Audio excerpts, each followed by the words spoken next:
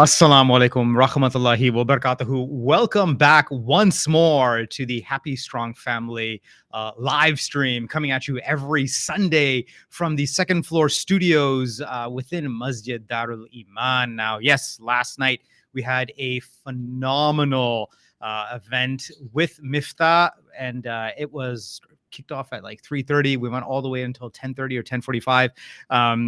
Imam Omar Patel, our guest for today, we were actually just discussing off air Imam Naved of Calgary, and he actually within the session for the day yesterday gave a full presentation on mental health, and that is the topic for today: mental health, mental well-being, the fact that it takes a community to block and tackle this issue at large. As this show has always said, you should never suffer in silence. Always, we as a community need to do better in kind of deconstructing or destigmatizing the stigma. And there's still plenty to do.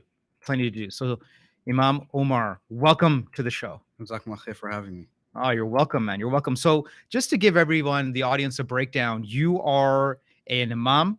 You're also a registered psychotherapist with the Canadian Muslim Counselling group. So, tell us a little bit more about that, because I think to many, if not most, there is still this disconnect, right? We are literally putting in the same sentence religiosity, i.e., being a Muslim, and also mental health, psychiatry, psychotherapist. We're smashing these words together in a coherent sentence. Whether we recognize it or not, it does make sense, and there's a reason for it. So from there, I'll let you explain. Okay, awesome. So, Bismillahir Rahmanir Rahim. I actually started my journey for Islamic studies prior to becoming a psychotherapist. And when I returned to Canada after studying Islamic studies and graduating from an institution in South Africa, my desire was to serve the community, right? Was it to be an imam? Was it to be a youth worker? Was it to play basketball with the kids? Was it to teach Quran? I didn't know what it was at that moment. Right. But I started being an imam. I started teaching Quran. I started teaching kids Islamic studies and so on and so forth. And I truly felt like that wasn't my calling. It wasn't my calling. Okay. And I realized that there was this gap between the ages of 18 to 24 that I really wanted to serve, that weren't connected to the masjid because they were beyond the maktab or madrasa years, and they were busy at college and or university. And the program opened up at University of Toronto for a chaplaincy program, which also spread out into a psychotherapy stream program. Oh, okay. Which really opened doors to integrate spiritual care and or Islamic studies into psychotherapy. So many people think psychotherapy, well, that's knowledge for crazy people. Yeah. Right? Yeah. In our context within the Muslim community, majnoon. We received a question on the Instagram chat in the DMs about psychotherapy. Well, psycho refers to crazy people. Right. Which is actually not true. Psychotherapy comes from the Greek root, which means the study of the soul. Oh. Right. So spirituality is within itself a part and parcel or entirely psychotherapy. Okay. Right. And so in Arabic, we term it as ilmun nafs, the science of the soul. All right. And this was presented in 8th, 9th, 10th, 11th century, which would be considered 5th or 6th century in Islam. And you have Abu Zayd al-Balkhi, rahimahullah, may Allah subhanahu wa ta'ala shower his mercy upon him, who actually brought in concepts which would later be used in modernity, in modern academia, as psychotherapy or as depressive disorder or as anxiety disorder. Okay. But research within Islam and the science of the soul was part and parcel of all streams within Islamic studies. So whether it be tafsir, whether it be ilm al-kalam or the science of aqidah, for example, or whether it be hadith, right? How can we find a framework that we can relate it back to bettering the self Right. and improvement of the self. Right. So some people say, well, psychotherapy is just talk therapy. Well, yeah, that's been taken from the prophetic practice of Right. how the Messenger of Allah sallallahu alaihi wasallam would present himself to others, or how he would be presented to others in terms of making people feel good. Right. That everyone around him would feel better. Right. Right. Now, none of this happens in a vacuum. No. Right. Wherever you are on your spectrum of deen, of religiosity, of iman, let's just bring it back into the real world. Okay. And some people, I think, at times have issue with this, but I'll just put it in a real context. Look, it is glamorized in every movie and every TV show. I can name a few, that you're lying on a couch and you have the psychotherapist, you know, someone with glasses and a suit, man or a woman. They're always on that chair, notebook in hand, pen or pencil, writing down notes. Yes. How do you feel about that? Exactly. How do you feel? Tell me more. Yeah. How do you feel about that? And what did that do to you? Yeah. And what did you mean by that? Okay. That's not it at all, is it? As much as I'm making light of it and really looking at this as a cultural mainstream media reference more than anything. What is it how does it really differ in reality? In reality. And now kind of let's put the Muslim lens on it. Wonderful. Okay. For Muslims, why does it make a difference to go see a Muslim psychotherapist? Because I've just laid the foundation, right? Imam Omar? Yes, you can readily go to a psychotherapist. If your health insurance covers for it, phenomenal. If you have to pay for it, okay, out of pocket, no problem. You can lay on the couch, you know, tell your whole life story, and the person will go, yep, okay, great. How did that make you feel? Whatever, yada, yada. However, it's glamorized in the media. But again, that's not the reality of it. And so connect that reality with the reason as to why having a Muslim psychotherapist makes all the difference. Okay. Well, beautiful question, right? I think there's so many things to unpack here, first of all. Yeah. Muslims are evolving. Muslims are changing. Muslims are also recognized as a minority, especially within the West, right? And so for many of us to be able to talk about our experiences, not just Islamic, but also cultural, right? Growing up within a South Asian home or an Arab home or a Somali home, for example, we have to talk about what culture looks like. Right. And for the white therapist or for the non-Muslim therapist that doesn't acknowledge or understand our culture, what happens is that we spend majority of the time not focused in on what the issue or the challenge or the problem is, but now explaining where the problem, the challenge, or the situation stems from and why. Well, my parents don't allow me to do this because, or the situation at home is like this because. And we spend a lot. Why do you wear the hijab? What does a hijab mean for you? And it takes away from the actual content or the challenge of where the client is coming from. Okay. Now the focus has shifted on from the client to what the therapist needs, right? Whereas for us in therapy, it's whose need is being met. I have to ask myself and provide, self-evaluation for myself within session. Am I asking this question for my own personal self or my own personal gain, or is it beneficial for the client or the patient? Right. Right. So there are levels to unpack. And I think within the Muslim community, I've noticed myself where over 70% of people, Muslims, would feel more comfortable with a therapist that looks like them and also understands their cultural and religious context. Right. How does Islam provide a lens for healing for myself? Right. Amul huzn, right? The Messenger of Allah sallallahu alaihi wasallam, he too suffered. He went through, emotional distress. He had an entire year known as a year of sorrow. Yeah, 100%.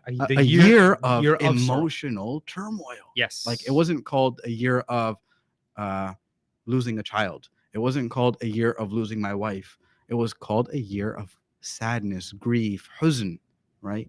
And where he lost his wife. He lost his uncle, his number one supporter, right? Those very close to him. For a year, he didn't smile, right? So he was grieving. He had that pain that he had to carry, right? Rasulullah sallallahu alaihi wasallam, how he dealt with it. Right. right? And how he taught others how to deal with it, not just through words, but his own experience, right? My eyes weep, right? My heart feels. But Ya Allah, I won't say anything that would be displeasing to you. Right. Right? Right. This is what the Right. Prophet of Allah Right. sallallahu alaihi wasallam said when his son of 18 months, Ibrahim, right, alayhi salam, radiallahu anhu, when he passed away. Losing a child it's no easy task, right? But it's the recognition that I am not in control. Right. As much as I would love to be in control and would love to have Ibrahim with me for the rest of my life, Allah decided that it's not for me. Right. And I have to be accepting of that. And so there's differences of, levels of turmoil, levels of challenges, levels of how we are made to feel by Allah subhanahu wa ta'ala. But then how do we resort back to, well, Islam mandates that I feel a certain way, or I do this because I feel a certain way. عَجَبًا لِأَمْرِ الْمُؤْمِنِ إِنَّ أَمْرَهُ كُلَّهُ لَهُ خَيْرٌ. That amazing is the situation of the believer. In every situation there is goodness. Right. Right? إِنَّ أَمْرَهُ كُلَّهُ لَهُ خَيْرٌ. Every situation there's a level of khair and goodness. And so when a person is going through a level of difficulty or challenge, then they show patience and perseverance, and that's good for them. Right. And when a person or an individual is going through a level of, of bliss, of well-being, of happiness, then they're grateful for it. Right. لَإِن شَكَرْتُمْ لَأَزِيدَنَّكُمْ. If you're grateful and you show gratitude, then we will surely increase you more within the bounty so that you can be more and more grateful. Right. And so Allah subhanahu wa ta'ala has a lot of the responses to emotional distress, as the Prophet of Allah sallallahu alaihi wasallam also displayed to the community. And within that, there's levels of how we can better ourselves, right? Of how we can improve. But then again, you have people that can't really control it. Right. Right. So let's take a step back. Let's dial it back. Just to kind of, again, re-emphasize the fact that representation matters. Huge. Okay, whether it's seeing a hijabi police officer or a ER doctor rocking the Muslim beard, long and proud, it matters even on the level where seeing a psychotherapist, either a hijabi psychotherapist or a known Muslim psychotherapist, so that person is not using your hijab, not using your beard, or the fact that you are a Muslim or a Muslim sounding name as the construct or as the focal point of your depression or of your being there and talking about your problem. That should never be the focus, right? To your point, again, to appease and satisfy their curiosity. Or maybe it's just a label all of a sudden that they've placed on you. Oh, they're Muslim. Clearly it's their Islam, bothering them. Oh, it's a hijabi woman. Oh, clearly the hijab is the cause because, of outside pressures. It must be so hard to wear the hijab. Oh, it must be so hard to have a beard and be an executive. You know what? No, that's not the case. And they're impressing their bias upon you. It's that bias, right? That implicit or maybe explicit bias. So let's just level set there. Let's park that now. Okay, done. We are seeing a Muslim psychotherapist. Okay. But then Imam Omar, okay, look, psychotherapy, and I'm playing devil's advocate. And I know I just used that word, but alhamdulillah, I'll say, A'udhu billahi minash shaitanir rajim. It's a saying, it's a phrase. So let me play that devil's advocate here. Psychotherapy, when someone is suffering and they need that help, okay, whether they're going through clinical depression, maybe they're suffering an onset of bipolar, like we were discussing off air, or whatever the case may be, having iman, having faith is one thing. And like Sheikh Navaid said at the Miftah conference just last night, it's not a sign of weak iman. It's not a sign of weak iman. I think we definitely both agree on 100%. that. So iman is one thing, but getting help, getting the clinical or medical help from a professional is another. So expand upon that, because I want the audience to understand, how do people right here and now, how do you break that stigma? So I'm Okay. glad that you bring that up because that's definitely a stigma within the community, within It's the a Muslim community. huge community. Huge. It's a huge community stigma, man. Like, look, I make no, I'm unabashed about it. Okay. Mhm. First generation Canadian, being born and raised here in Mississauga, now living in Markham, alhamdulillah, for the past 16 years. My kids are proud second generation Canadians now, or I guess, technically speaking, third generation. They don't even identify from their, ethnic background anymore. They're just like, I'm Canadian. My dad was born here in Canada. I'm Muslim Canadian. What more do you want? And if they really press, my grandparents are from India, my other grandparents from Pakistan, blah blah blah. If that discussion, most of the time it doesn't. So my point is, I'll just use the Urdu word. Oh, pagal hai. Always crazy. Beta pagal hai. Chodo. Forget it, man. Like, these are derogatory terms, right? 100%. To call somebody in whatever language, whether it's Urdu, Hindi, whatever language, crazy. Now that's wrong. You don't use that as a starting point. That could be generational. I've had that topic with certain people, that it's a generational thing, man. We got to do better. I don't care if you're 65 or 18. We got to do better, right? So Imam Omar, how do we educate us now? How do we break free of this stigma, man? Because stigma is such a hard thing. I think we're doing it now. I think we're doing it today. I think with all of these little steps, by having Muslims go into social work, Muslims go into therapy, by having imams become therapists, we're breaking that stigma, not just from within the office, but also from within, from the pulpit, right?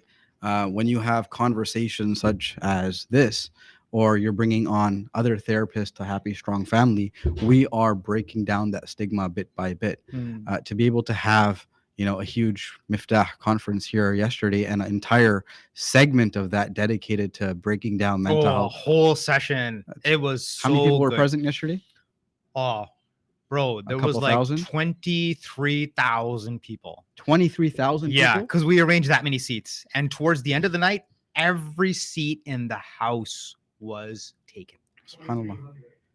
Producer Kashif just literally had to 2020. Yeah, that was the voice you just heard. That's Producer Kashif. Yes, Producer Kashif. We had that.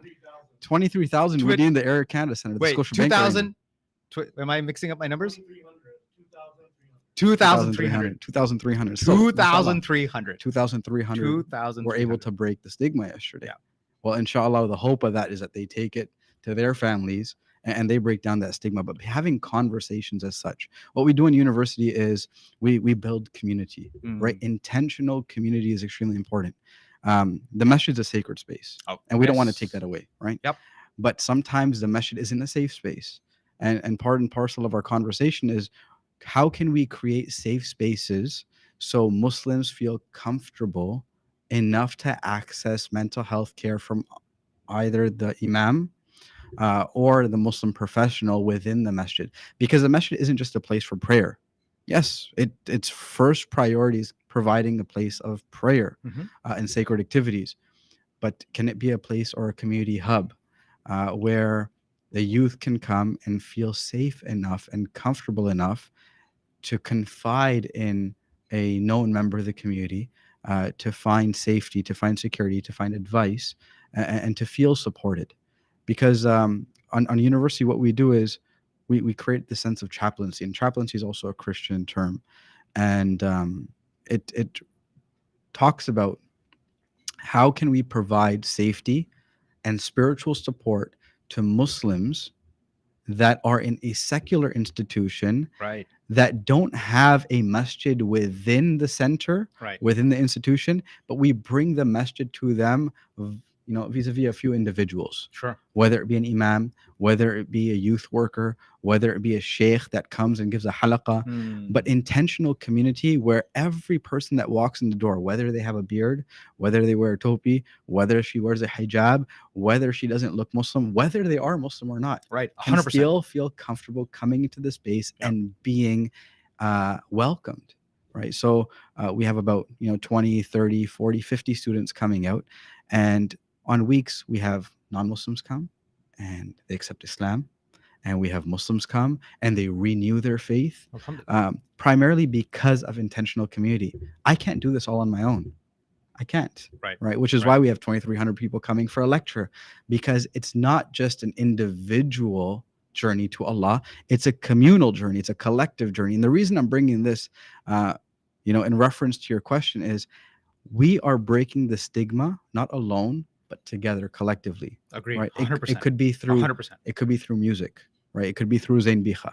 It could be through Dawood Hornsby. It could be through maqamat and the levels of recitation from our, wonderful Moroccan Imam, right? Imam Sheikh Osama. Sheikh Osama, mashallah. Well, he brings his maqamat, right? Yes. And through the tone and the voice, it affects what? Our emotions. Yes. So sometimes we're happy when he's reading. And then in reference to sad and more calm verses, he lowers the tone. And that also affects us. We just came back from Umrah with the Muslim Chaplaincy with the university students. And the number one question that I received from the students was, how come I didn't feel anything? Okay. How come I'm not feeling it? Yeah. Everyone talks about the feeling that you see when you see the Kaaba, or the feeling that you have when you see the Kaaba, or like when we're going and we're climbing Jabal Nur. How come I didn't feel anything? Okay. Why are you chasing feelings? Yeah. Why are we chasing feelings so much nowadays? And a lot of this comes from, we have our cell phones, we have games, we have instant gratification. Yeah, we want things now. And when we don't feel a certain way, it affects what? Our mental well-being. Right. You want that instant dopamine hit, right? You want that endorphin rush. 100%. And you get to a point where this just validation through that constant barrage of, hit of dopamine after dopamine after dopamine, where you're just like constantly in a state of just that kind of, emotional high, right? And you're not, when you get down from that, you're like, there's something wrong with me. Yeah. And then what do you have to do to kind of have that constant hit of dopamine after dopamine after dopamine? What do you need to do? Yeah, right. So Imam Omar, tell us now, okay, so the community is there's more movement within the community of people of all colors, of all shades and spectrums of wherever they may be on their deen. So what are some of the telltale signs?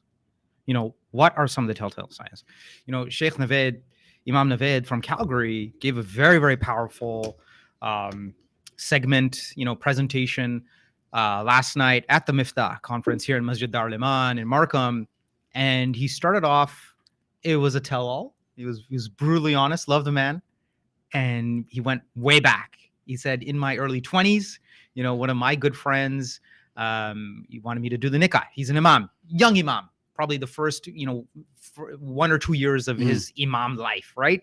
So obviously it's an honor to do the nikah for his friend as an imam. It's an honor. It's quite the experience.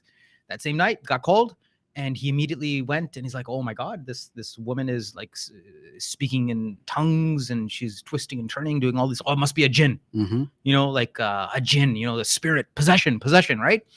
So as he's telling this tale, 72 hours go by.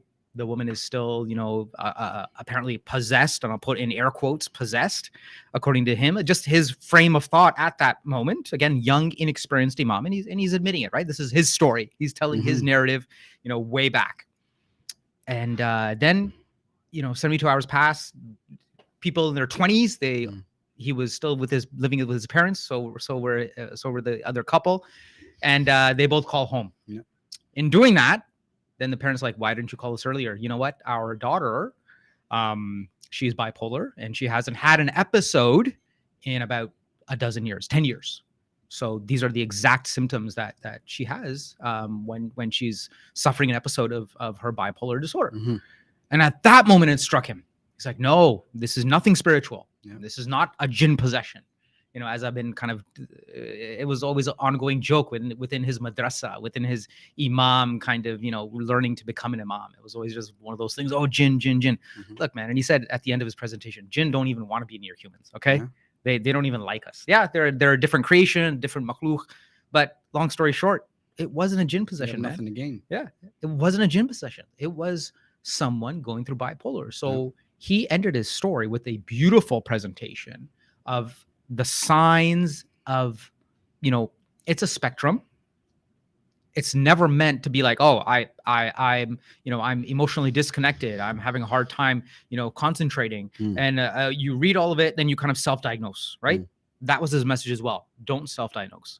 seek the help of a professional.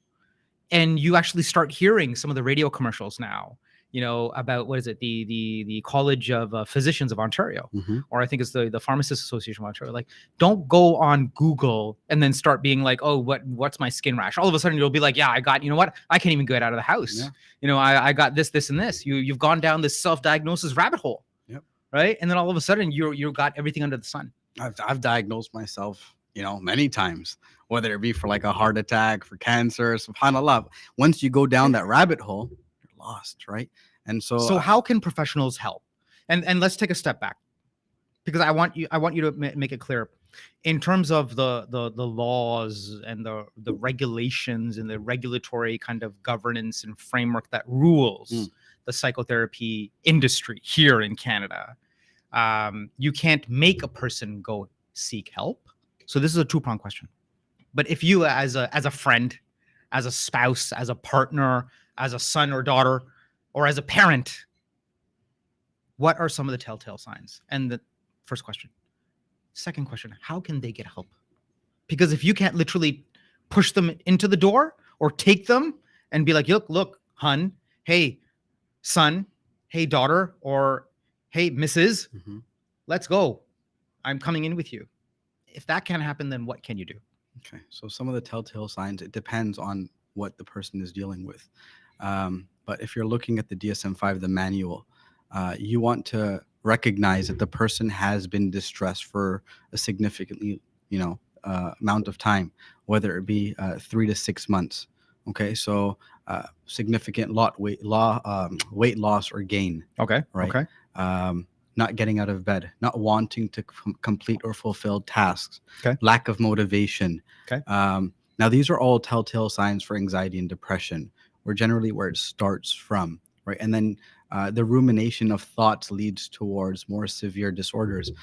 But again, there are some times where an episode or a trigger happens and a person becomes an entire version that's unlike themselves. Oh, okay. Right. Okay. So similar to the story that Sheikh Naveed narrated in relation to the sister, right, having bipolar, but they thought it was jinn. I had a client come and the mother said that our daughter, she has jinn possession. And, I spoke with her and we got them to go for an assessment at CAMH. And the Canadian Association of Mental Health. Yes. Right. They have offices all throughout Yes. Toronto. Yes. CAMH. They have a hospital in downtown, inpatient care. And she was diagnosed with schizophrenia. Okay. Right. Okay. And when I was actually studying at University of Toronto, there's a raqi, a person that performs ruqya for jinn possession, sihr, black magic, and so on. He contacted me and he said, I want to become a psychotherapist. How do I do it? Because he knew I was on this journey. Imams, many of them, mashallah, became psychotherapists within the GTA. And so he contacted me and said, how do I become a therapist? And I said, well, there's this program that you can attend and so on. But I said, but you're doing ruqya. Yeah. You're, exorcism. Why do you want to become a therapist? Right. He's like, truth be told, 99% of the cases that come to me have nothing to do with jinn. Well, there you go. They're all mental illness, mental straight from the source, man. Right? I'm glad you mentioned this was 99% of the GTA community that go to him for exorcism. There you go. I'm glad you mentioned it. DID, schizophrenia, bipolar disorder, depression, obsessive compulsive disorder. We had Sheikh Abdullah Misra on the show. Yes. Right? Sheikh Abdullah Misra is a part of our team. And he's an imam that provides therapy or counseling for clients that are dealing with OCD. Why? Because many of obsessive compulsive disorder, right? But in relation to spirituality. So I'm in the bathroom and I'm making wudu for salah. Wudu takes approximately 2 to 3 minutes. Let's say 5 max. Okay. You have individuals within our community that can't make wudu in the masjid because for them it's shameful. They feel guilty. I'm wasting water in the masjid because I take 45 minutes to make wudu. And so they make wudu at home, but by the time they finish making wudu, they can't come to the masjid because salah is done. Oh, right. Okay. So this is called scrupulosity, obsessive compulsive disorder with a spiritual twist, right? It's rooted in spirituality. And we have him providing counseling primarily because when you hear from an imam in relation to spirituality, it becomes a lot more healing for the person. Right. It Right? sinks in, Yeah. right? It becomes more relatable 45 because minutes for wudu? No, it's 5 minutes. Well, absolutely. let's demonstrate. Let's do it together. Yeah. Let's break it down. Okay. Okay. I Right? like that. And here's a pro tip from our Mhm. very own Imam Nabil of Masjid Darliman. One time he mentioned in one of his sermons, his khutbahs, that you know what, we're all professionals, Yep. and in a professional setting, if you go to the bathroom, you get labeled. Oh, those Muslims, there's water everywhere, the water on the floor, water on the countertops. Oh, come on, these Muslims are a mess. When they do their ablution or however they do it, Mhm. conversation doesn't really get to that point. We're just labeled as people who waste a lot of water Yeah. because you can clearly see it. Okay, I get it. Here's a pro tip from Imam Nabil. Take a spray bottle. Okay, spray bottle. You can get them from the dollar store or wherever you want to get a spray bottle from. And spray the mist, right? Spray the mist. Okay, hands, spray the mist, elbows, massa, everything. You could do it with a spray bottle, man. Water is water, right? At the end of the day. So that was just a pro tip from our very own Imam Nabil, but I just wanted to 100%. kind of. But again, there's people that would love to do that, but they say, I can't do it. I'm just challenged with this. I need help. Right. You know what I mean? So for that demographic within the community, we have to recognize that they're not crazy, but they're challenged with something. And we all have our own challenges, 100%. right? We all have our own challenges. For some of us, 100%. it's wasting money. Yeah. Right?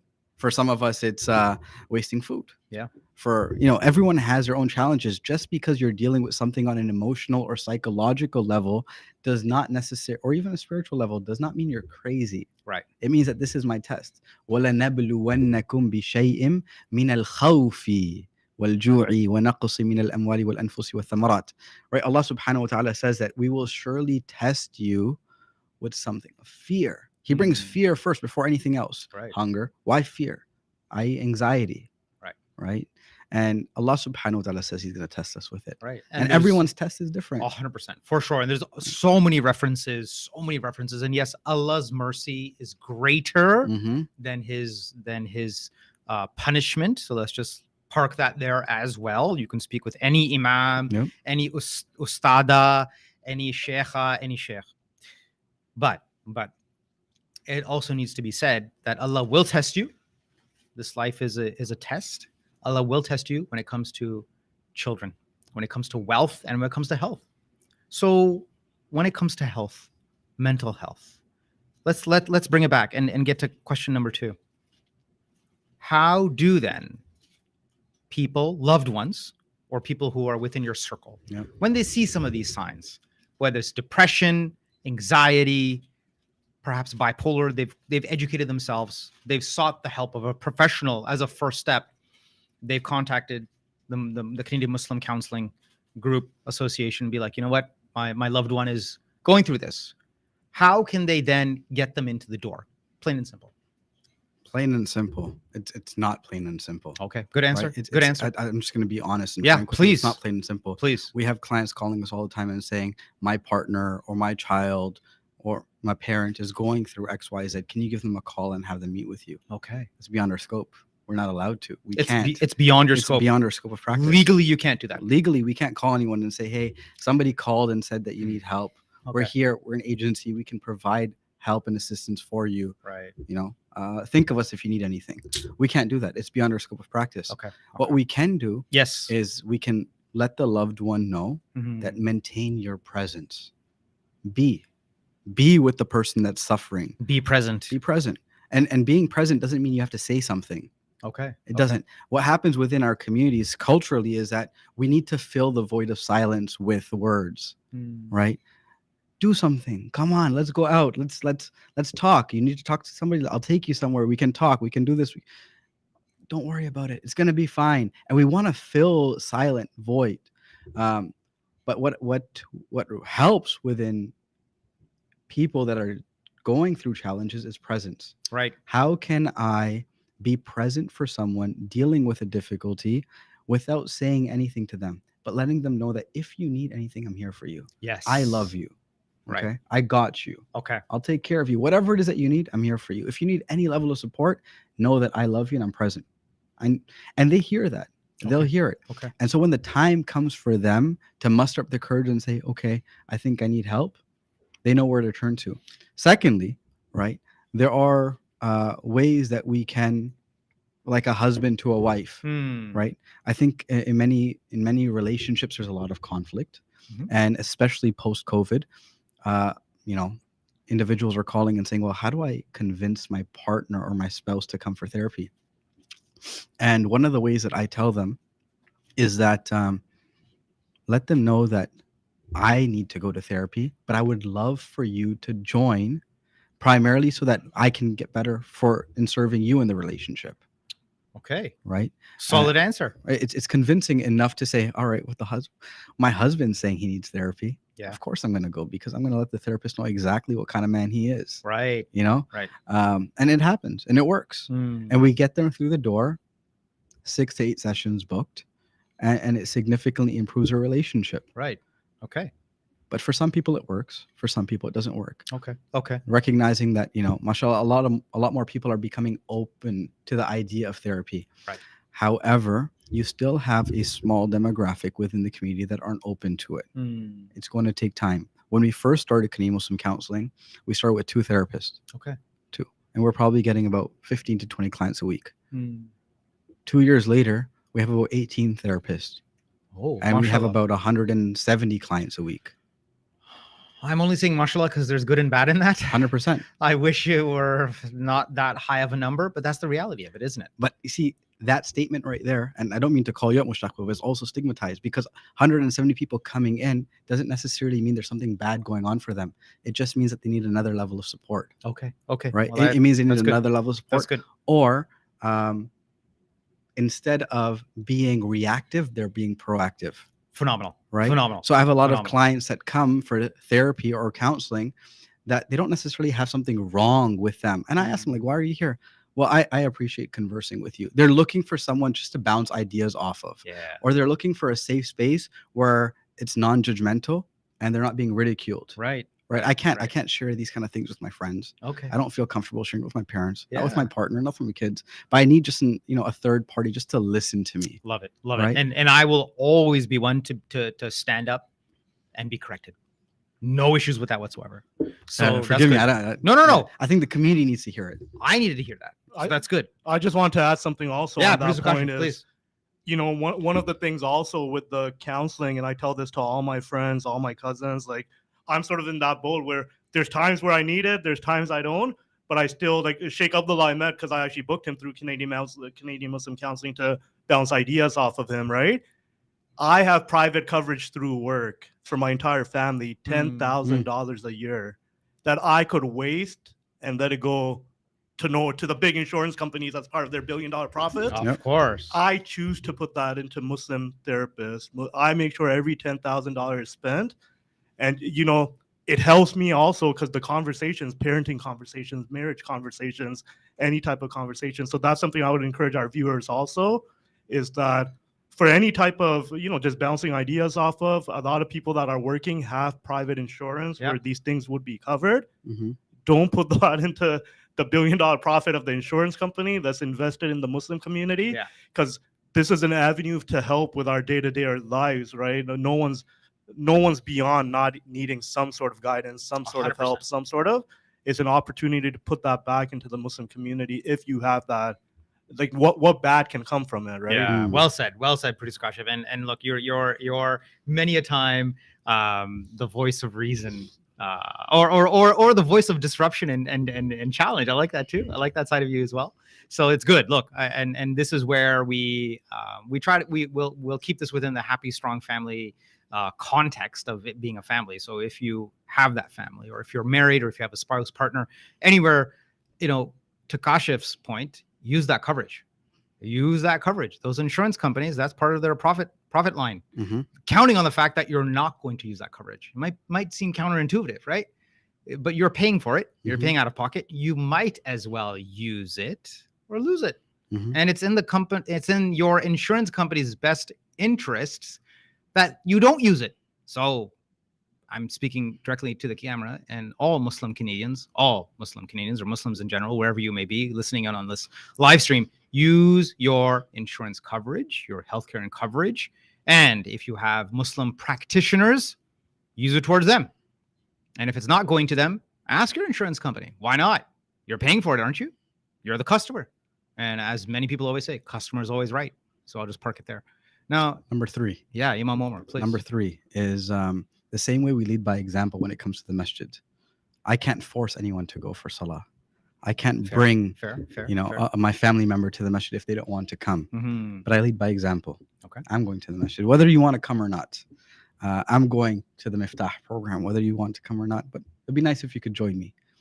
Once we lead by example enough for others around us to see an impact, to notice peace, to notice happiness, to notice bliss, they'll want to join. Right. I need to be open to counseling or therapy, even if I don't need it per se, for self-growth, for self-development, for self-care. Enough for me to say, I've been going for therapy for a few months now, or a few weeks, or however long it's been. Why don't you come with me to session? Yeah. Why don't you come? You don't have to say anything, but why don't you just come just to see how it is? Engage, right? You want to embrace the person, you want to engage with them, and you want to allow them to journey with you as much as you want to journey with them. And I think that's huge. Just presence. Definitely, 100%. And lead by example. Great advice. Great guidance. Now, Producer Kashif, let's get to some of those questions, please. You've already kind of been putting up on the screen a few times, which is why I always kind of veer my head over this way and look at the monitor. So let's get to some of those questions. Yep, please. Jazakallah khair. So before we get to the questions, I just want to give Imam Omar an opportunity to let folks know how they can contact Canadian Muslim Counseling. I'm just putting their website also. Phenomenal. So if you just want to talk over this a bit. Please. Jazakallah khair. So www.muslimcounseling.ca. On the top right-hand corner, there is a button, Get Started. And this button is on every page. When you click on the button, you're led to an appointment request form. The appointment request form, requesting a consultation, you complete your information on there. Thereafter, our administrator, mashallah, Afreen Sheikh, a wonderful team member, she's a clinic manager. She will contact you within 48 hours by means of a phone call or an email to help you get set up and paired with a counselor of your choice. And if you don't have anyone that you have chosen, then we'll pair you up with the best possible counselor for you, depending on what your needs are. Sessions, again, with the Canadian Muslim Counseling are $150 if you can afford it, or if you have insurance coverage. However, we recognize that there is a financial barrier to accessing Muslim mental health care within the Muslim community. And so the recognition of this has led us towards a model of pay what you can. Not just a sliding scale, but pay whatever you can. And we don't solicit donations for this. We don't ask masajid or charities for this. We don't solicit donations from anyone. Not zakat. We take from our profit margin. So if Brother Kashif pays $150 and Brother Mushtaq pays $150, and we have a couple of individuals coming in that say, I can't afford therapy, the most I can afford is $25, we take from the $300 of the two other individuals, and we use that towards the X person that cannot pay the entire amount. So again, it's not a donation model. It's not, we're not soliciting for it. It's simply taking from the profit margin in order to ensure that everyone has equal access to care. Amazing. Right? And so through this, the hope is that individuals from coast to coast, right, Victoria to Halifax, see that there is an avenue to seek mental health care if they feel the need to. And there's no barrier, right? When I used to work in a clinic in person, the number one challenge that we would face would be safety. I don't want to be seen in the waiting room because there may be people from the community that know me. Oh, right. Okay. So we would pick up their shoes and we would lead them to the back door so that they wouldn't be seen by anyone. Safety, security, and confidentiality is utmost importance. With Canadian Muslim Counseling, you could be in your car, you could be in your bedroom, you could be in your office, you could be in your own space that you consider safe, confidential, secure. Right. And nobody has to know you're in therapy. Right. And so with this, we're breaking down the stigma, but we're also increasing the avenue towards seeking help. Okay. Right. Great. Yeah. Now, Just Producer like Kashif, okay, let's yeah. get to some of those questions, please. I also wanted to display the Instagram page. A lot of great content on there also. Canadian Muslim Counseling. For example, we just talked about present and being present for your loved one. There was a great post about that just today or yesterday also. Okay, so we'll get to the questions. Yeah. And, I'll kick off the questions. So as I always do.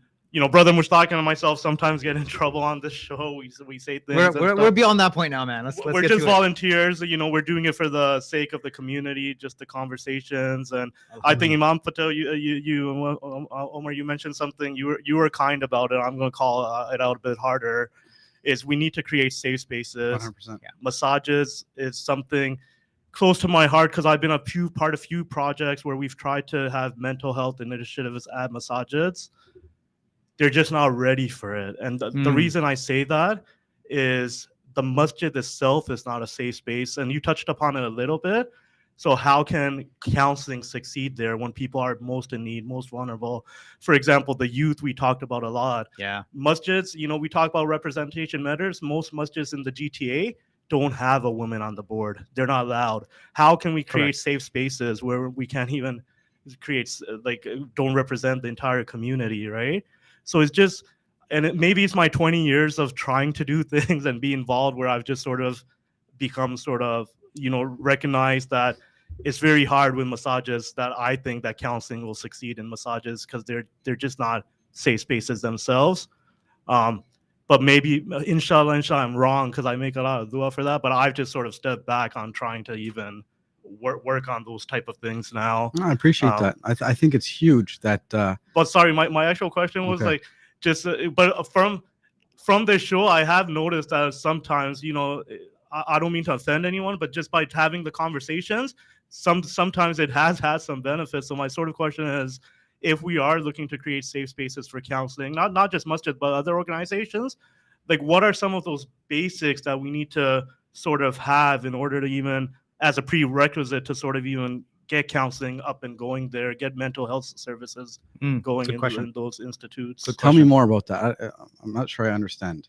Prerequisites to ensuring safety? Yeah, so what are some basic things that we could implement to make sure that it's a safe enough space for people to want to reach out or want to... So Imam Omar, maybe what would be some of the foundational pieces, right? I don't know if you want to touch upon or if this might be a good segue or maybe it detracts from your answer, but here at Masjid Dar al-Iman, alhamdulillah, we are in the process of creating an office within our administrative area to do that in-person counseling for the youth. Yes. So it's going to be drop-in areas, as you know, right? It's going to be Council Amna. If you want to touch upon that, if not, you're at liberty to do so. Or what to Kashif, to producer Kashif's question, how and what's required to have that safe space, whether it's a masjid or not. So within the GTA, we have over 200 masajid.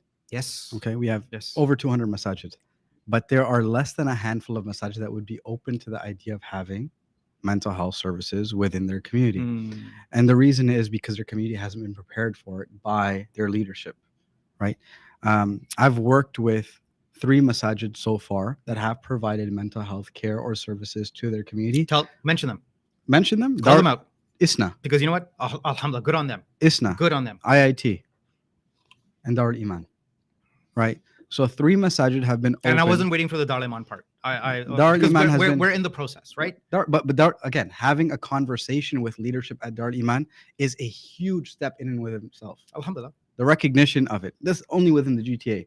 Sheikh Naveed's Mosque in Calgary, another one. Okay. Right? And so on and so forth. When we started to have a relationship with ISNA, it grew into something so much that said, we don't need a part-time external therapist. We need someone full-time from within our community that will hire and will pay for to take care of the mental health needs of the community. But again, it starts from the top down. Right. The recognition that, we see that our imam can't handle and is not equipped for, is not a professional mediator, mental health counselor, and or marital therapist, but they can provide spiritual counseling. Yes. Can we have someone that can have office hours that can take that load off of the imam? Yeah. And I'll tell you, look, so now I'm going to kind of, I mention things and I do so with good intention. And yes, I do so to the point of vulnerability, but I'll say it anyways. Being on the board of this mosque, I'll tell you, there's a number of things. It's intergenerational in that if you are of a certain generation, if you are of a certain age and of a certain background, you'll automatically, and I've been part of these discussions and I have no problem mentioning them publicly.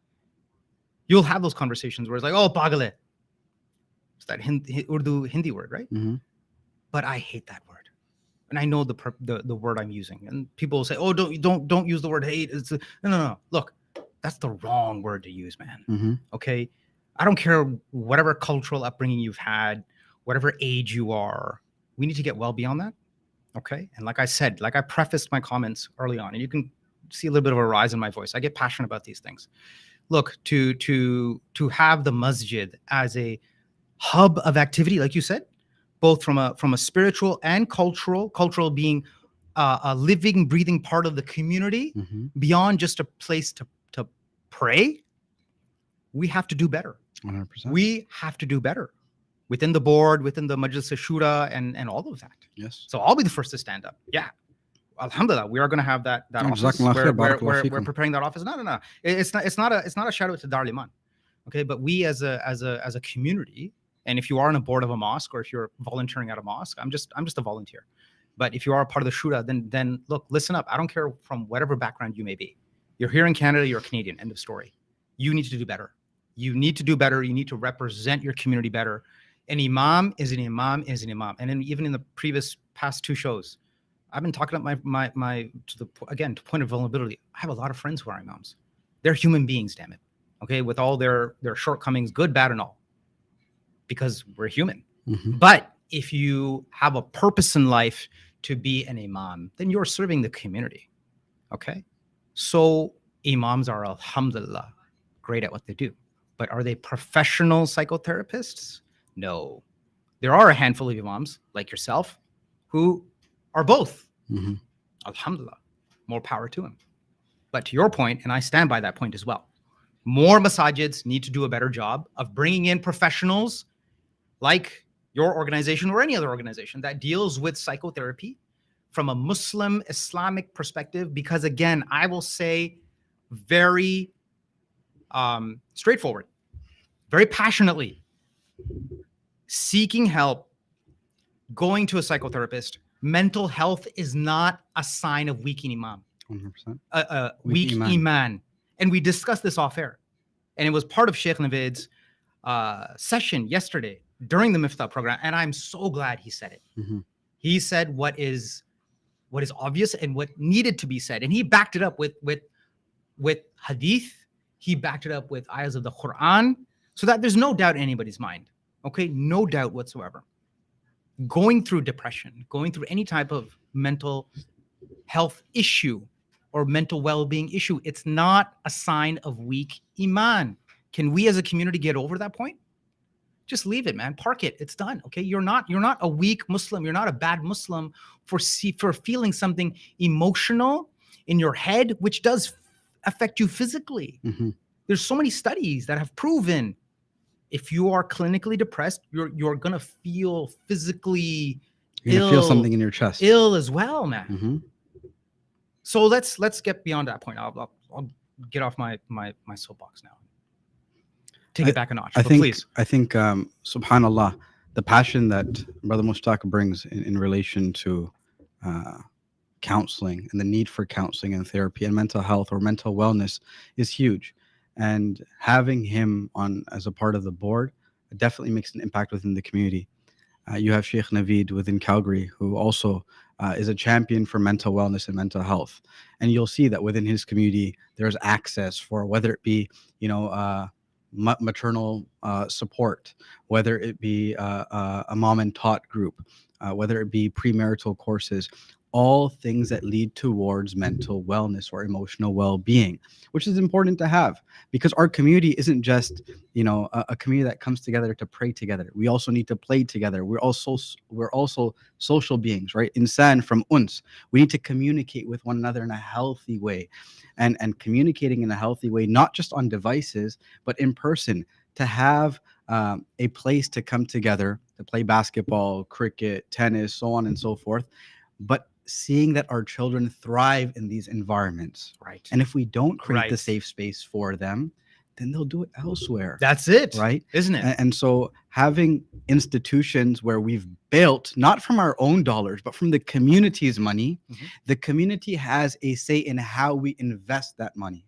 Right. And I tell people very openly, I said, don't give your donations to the masjid if you don't see your donations being used the way you want it to be used. 100%. Right? Don't. I'll say it. 100%. Take 100%. ask for your money back, or don't give it in the future. That's it. Right? If you feel like your mother coming with your child to the masjid and your child isn't being as comforted by the community as you would like for it to be, or there isn't space, I can go to the masjid for Taraweeh. In many masajid in the GTA, as I was hopping around this year, 3 masajid had space for mothers with children. Yeah. Why is that? Why are children not welcome in the masjid? And if we're not creating it from when they're younger, then their spiritual well-being is impacted, which, yes, impacts their mental well-being, primarily because I do not feel safe within my own community. 100%. 100%. When you say go to a Muslim therapist, well, why? They were never open or welcoming to me anyway in the first place. Yeah. Go to the masjid for counseling. The masjid that doesn't provide space for me, why should I go there? Oh, well right. said. So there's so much that needs to said. be addressed. And it's not just from a counseling perspective, but holistically in terms of providing access and safety and security to our community. Right. Communities need to be heard, whether it's through an annual meeting, whether it's through like a town hall type meeting. Yeah. The voice of the community, as they are the donor population, need to be heard. Couldn't agree more. Producer Kashif, the next question. Yeah, we have a few questions, and we've answered a lot of them. So I'll and we're approaching the upper limit too. Maybe we have about 10 minutes left or so. We'll cross over the hour a bit. Okay. So we were talking. It was a good segue. We were talking about imams, and they might not be trained. Obviously, first line of defense. They're there, spiritual counseling. But there's so many different terms out there, like psychotherapist, social worker, counselor, therapist, psychiatrist, life coach, imam. Like, it's very overwhelming. What's the difference, and how do you know which one to go to? I think that was the question. Great question. So a psychiatrist is a medical doctor. They've completed their PhD, and they have the ability to prescribe medication.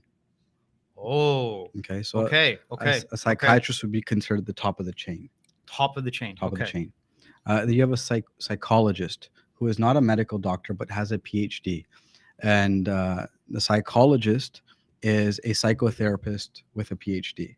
Okay. And they have the ability to diagnose, but not the ability to prescribe medication. Got it. Okay. They can diagnose, and it differs from province to province. Okay. Good. Okay, so these are provincially regulated. A psychotherapist is a master's level clinician that focuses in on providing the therapy or the counseling needed when receiving the diagnosis. Okay. Or providing the assessment for it. Okay. A social worker is a master's level individual that isn't a therapist or a counselor per se, but their spectrum is more broad. They can be providing services, whether it be at Children's Aid Society, in a clinic. They can do inpatient care, outpatient care. And one of the roles of a social worker can be a psychotherapist. Okay. So it's a very broad role or career path. Or it could be like a crisis counselor or an addictions counselor in the realm of social work. Like a social worker can do all of that. Okay, like we had, Brother Imad, former social worker. Yes. Or Sister Sara, his wife, who is a current social worker dealing with addictions and whatnot. Yes. It's a good segue for our next show next week. So then what? Sorry. Let me go. If you could just producer question. So there was one that I just wanted to kind of a life coach and also Did we touch upon psychiatrists? Yes. Okay, we did. That's top of the chain. Of the chain. So sorry, psychiatrist and psychotherapist are the same words then? Psychiatrist is a PhD, is a doctor. Okay. They provide medication. They can diagnose and provide medication management for clientele. Okay. And a psychotherapist? And they're OHIP covered. Psychiatry is OHIP covered. Psychotherapist is not covered by OHIP. Got it. Okay. That's what I wanted to understand. Yes. Okay. And a life coach. So psychiatry, psychology, social work, and psychotherapy are all regulated by the province. Mm-hmm. Life coaches are not regulated, and you don't need a master's to be a life coach. It's more like a certification program. Oh, okay. And or a wellness And they're coach. and they're not regulated. So as a therapist, I nothing against life coaches, Yeah. but as clientele, you want to feel safe and secure, but also that all ethical regulations are met. As a psychotherapist, social worker, psychiatrist, psychologist, we are all bound by a code of ethics. Okay. We're all Muslims, bound by Allah's code of ethics. Absolutely. But sometimes that's not enough. Yes. And it's important for us to recognize that as human beings, we are imperfect, but we should do our due diligence to ensure that all avenues to safety and security are met. Okay. Okay. Producer Kasha, it seems there's a lot of questions here. So, Yeah, so but let's also focus on next week. Next week also, we have Mariam Zaidi, Sister Mariam Zaidi, who's the Director of Programs and Services at Sakina Homes. Mm-hmm. So she'll be on, and it was she's also a social worker, registered social worker. Great. So we Great. look forward to that conversation. So now going back to the next question was, we already answered how to encourage someone to seek help that is willing or accepting. So I think the key takeaway was be present. I notice it happens a lot. It's happened a lot with me, and I'm very guilty for this. And where when my younger cousins have gotten married and stuff, and you sense something is wrong, you sense they're not themselves, but you just don't want to get involved. You don't want to poke. You don't want to stuff. But man, get over it. Just be present. Let them know you love them, like you said. Let them know that you're here for them, and just sort of leave it at that. Like I'm very guilty of that, where I've seen stuff and I haven't, and I always remember Martin Luther King's word: like you're not going to remember the words of your enemies. You're going to remember the silence of your friends. And it's possible that they may not adhere to it, or they may not even accept it. They may reject you, and that's okay. That's okay. It's okay. Absolutely. But as long as you showed and you displayed presence, however they interpret it, again, is beyond your control. Yeah. Okay, so the next question. So we discussed this a little bit too. How to know if issue is mental health or black magic, evil eye, nazar. Okay. One thing I will say to the audience: in a few weeks from now, we're working on Sheikh Musleh Khan wanted to be back to discuss this exact topic because he used to be a full-time exorcist. So he's saying, he wants to discuss this topic, and so he'll be back in the future. So, but if we just want to maybe provide a summarized answer on this. I know we discussed it a little bit. We discussed it. I think just the recognition that be open to it not being a spiritual ailment, right? I think immediately we refer back to deen and we refer back to iman or a lack of faith. Again, it has nothing to do with a lack of faith. The Messenger of Allah sallallahu alaihi wasallam and the Sahaba, they too experienced turmoil and distress and challenges, and we covered this a little bit today. But the recognition that, again, jinn don't even want to come close to us, right? We have nothing to provide for them. Right. Good, Jazakallah khair. Next question, I sort of pasted these exactly as received. Desi parents, I guess, in Indian Pakistani background, are so ignorantly backwards. They mock someone actively seeking mental health, self-care, and help. How to deal with such parents? It's a loaded question, mashallah. How to deal with such parents? There's do what you need to do for yourself. And I think through one ear out the other, in order to silence the noise around you. Parents are not going to be happy with a lot of the decisions that we are going to make, or they may not understand it. Yeah. They may not understand it, and that's okay.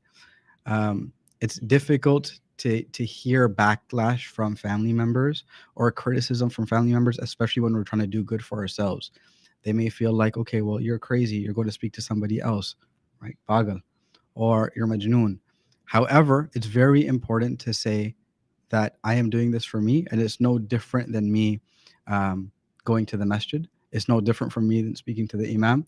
And this is something that has been helpful for me. Right. And that's it. Just leave it at that. If you feel like they can consistently and constantly continue to hurt or say hurtful or harsh things to you, what you need to do is through one ear out the other. Try to ignore it to the best of your ability, but always maintain good conduct with them. Right. I can't emphasize that enough.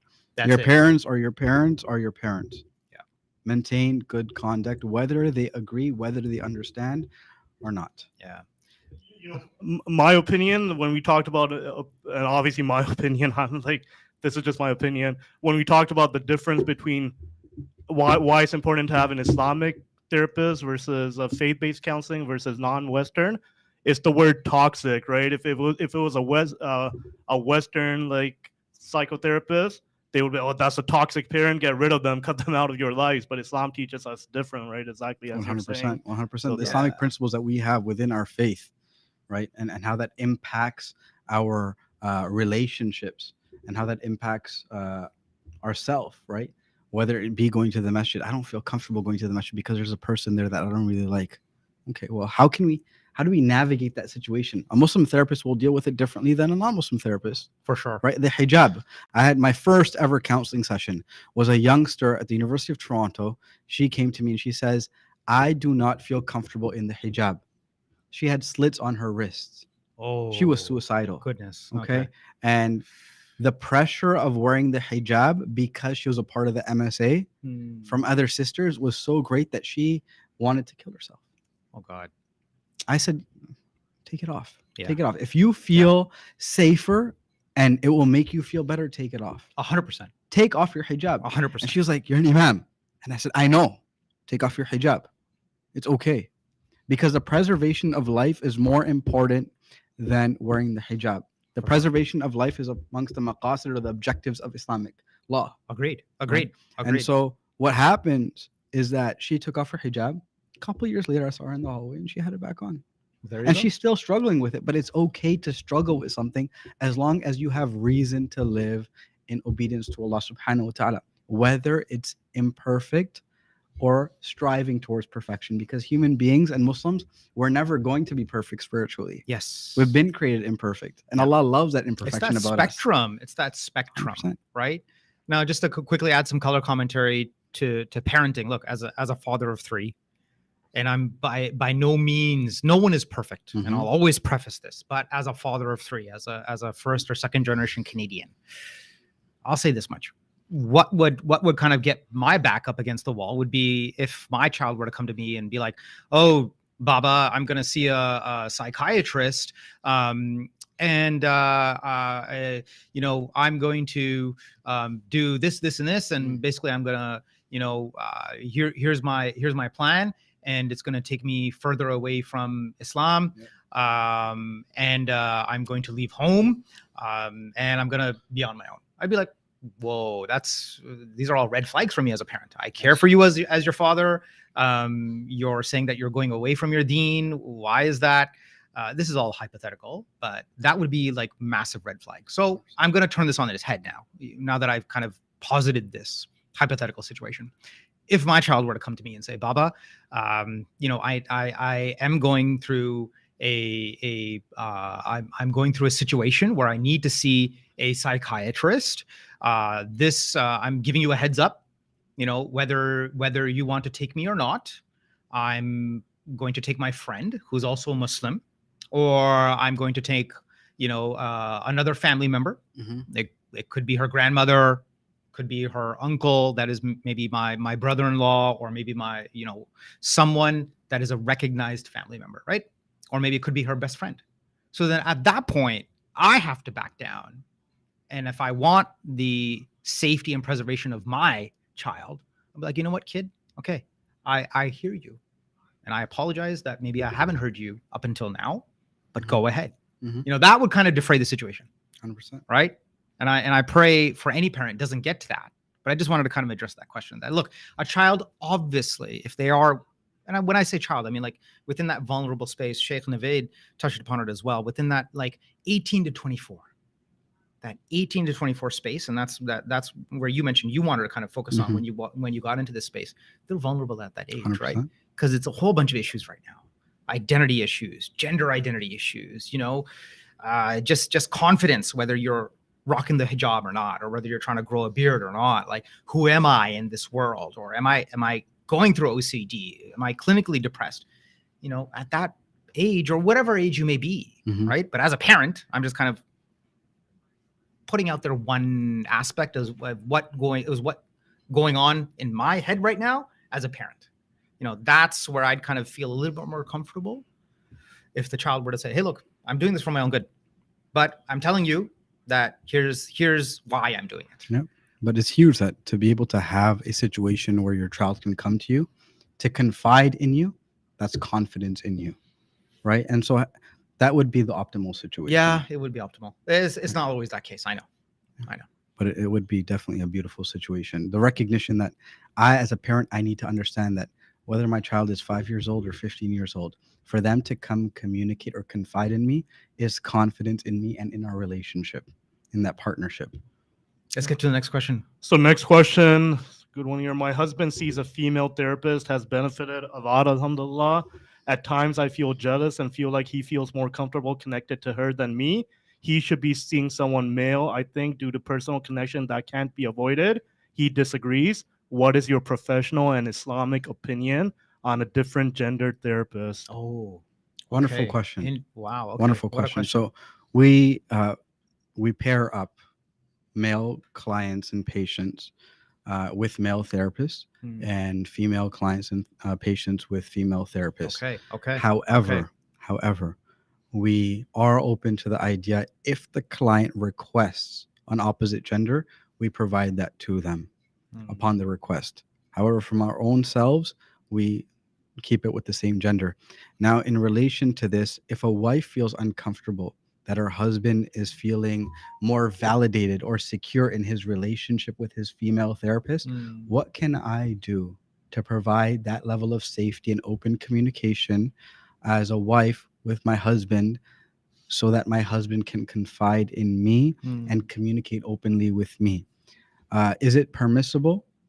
It's permissible as long as there isn't any fear of something happening. And we won't know that. It would be the husband and the therapist. Right. Okay. But in order to seek assistance and help from a third party, if it's online and there's safety and security and all of that, then it would be considered okay. However, it's not optimal. It's not the best situation, but it would definitely be more rewarding and better for the husband to remove some of the doubts that his wife may have and seek a male therapist. At the same time, the wife may ask herself, well, where are my doubts stemming from? Right. Okay. And is there some gaps that we need to address within our relationship? Okay. That's So again, it's balanced answer. Yeah. There's nuances in relation to it. It's not a straightforward answer, but there's definitely things that need to be unpacked. Yeah, that I forgot to put that disclaimer at the before we started the questions. That a lot of these we just can't do justice on a 100%. podcast, right? Without contact, without full discussions. So we provided the contact details. I encourage anyone to reach out, and we just can't do. Can I ask a follow up of that? Let's say the wife and the husband are doing individual therapy on their own.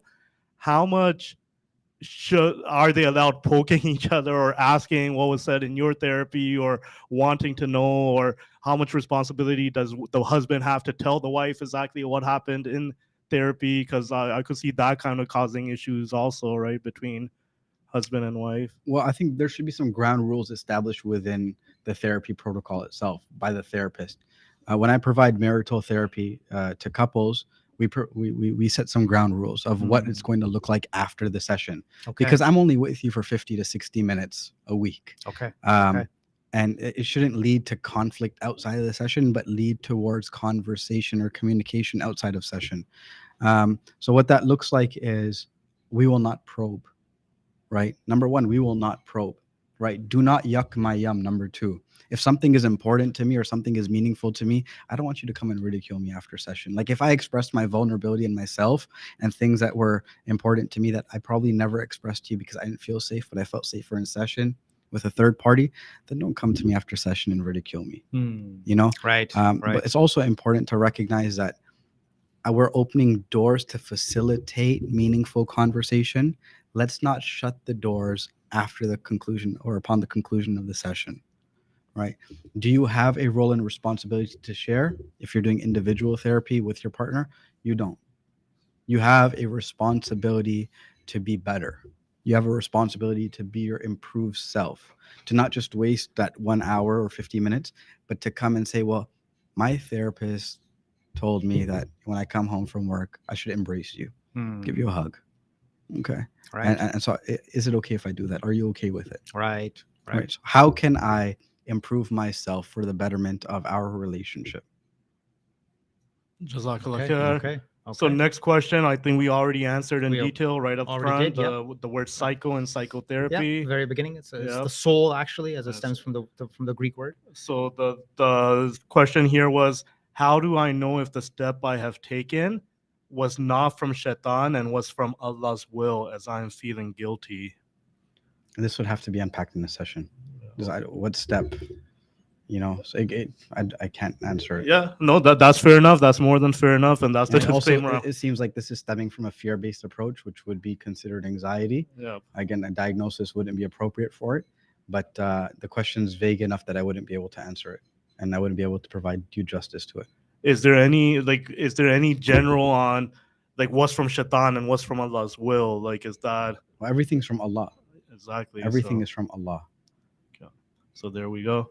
And then so that was it for the Your question. response to it, your response to any situation is considers it a reward and or a punishment.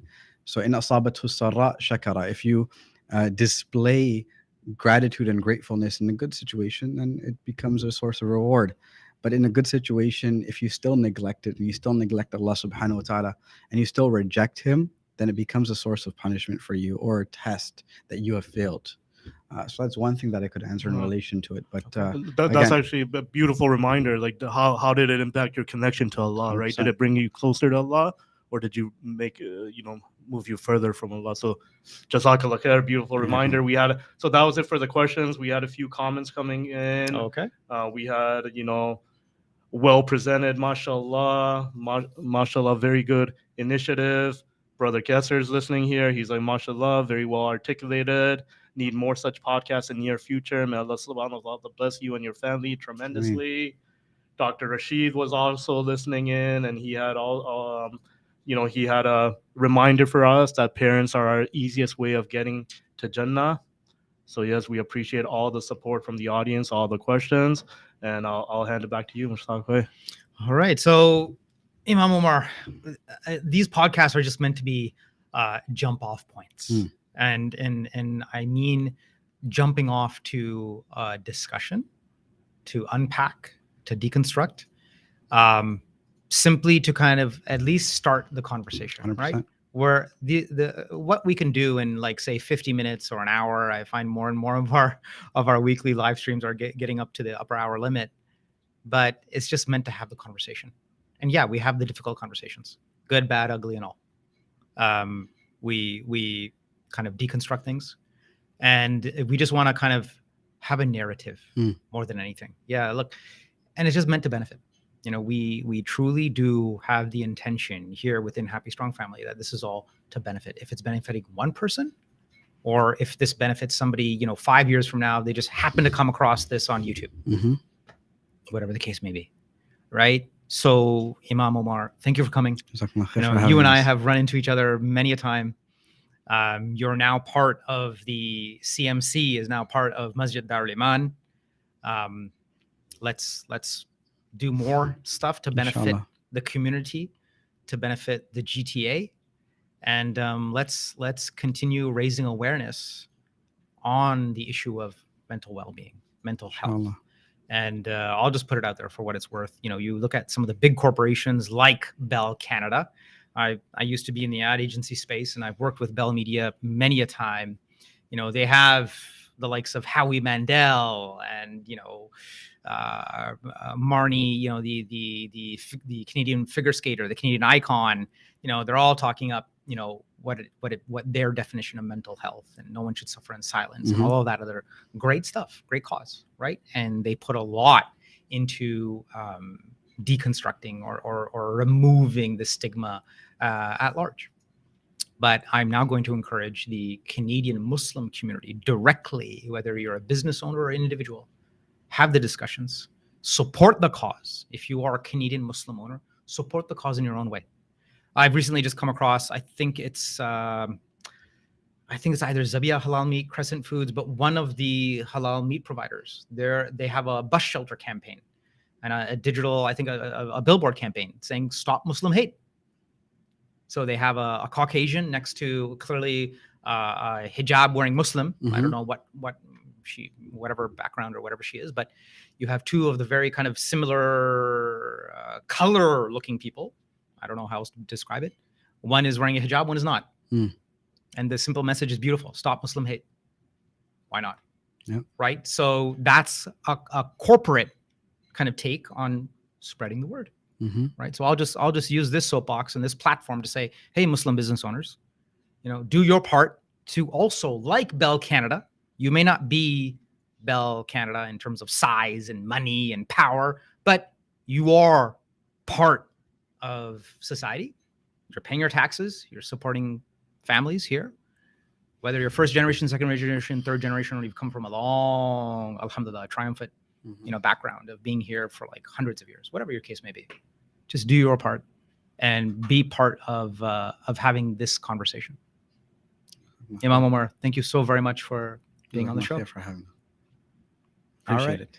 This is where I'll sign off. And producer Kashif, as always, thank you, man. Thank you for being the voice of the show, asking the hard questions, and not only walking the walk but talking the talk.